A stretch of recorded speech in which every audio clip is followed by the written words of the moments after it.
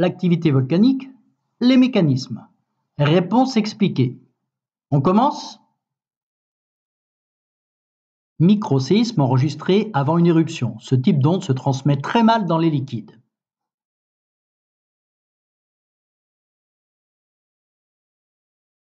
Une zone plus ou moins centrale n'enregistre pas ces microséismes. On peut donc déduire que cette zone devrait enregistrer les microséismes comme le reste de la zone, mais on ne peut pas les repérer car cette zone est parcourue par une matière liquide. Observons le sommet d'un volcan quelques mois avant l'éruption. Qu'observons-nous? Le sommet du volcan gonfle. Le magma est une matière liquide et chaude issue de la fusion en partie de roches en profondeur. 1. Augmentation de la pression des gaz. 2. Augmentation du sommet. 3. Montée de magma. 4. Éruption. Les événements de manière chronologique sont 1, 3, 2, 4. 1.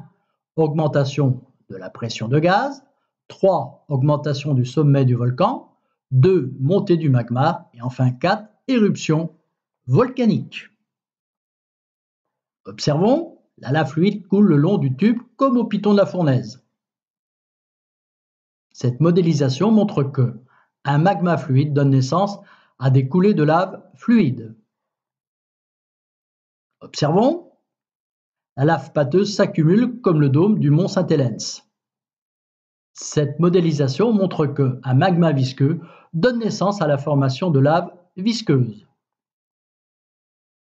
Observons,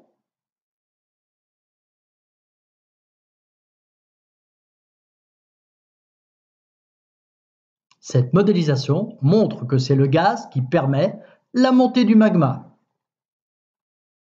Le gaz provoque l'expulsion de la lave et des explosions. Lorsque la lave est pâteuse, la concentration en gaz doit être très importante pour que le magma monte et que la lave s'échappe. Observons la répartition des principaux volcans. En rouge, volcan effusif. En bleu, volcan explosif. Quelques volcans de par le monde.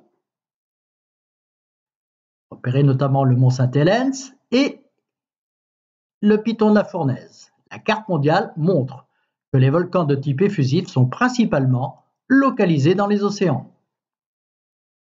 Le Merapi et le mont Saint-Helens sont des volcans de type explosif. Mont Saint-Helens, 57 morts.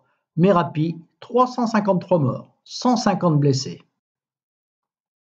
Le résultat, 1B, 2B, 3C, 4B, 5A, 6B, 7C, 8D, 9C et enfin 10B.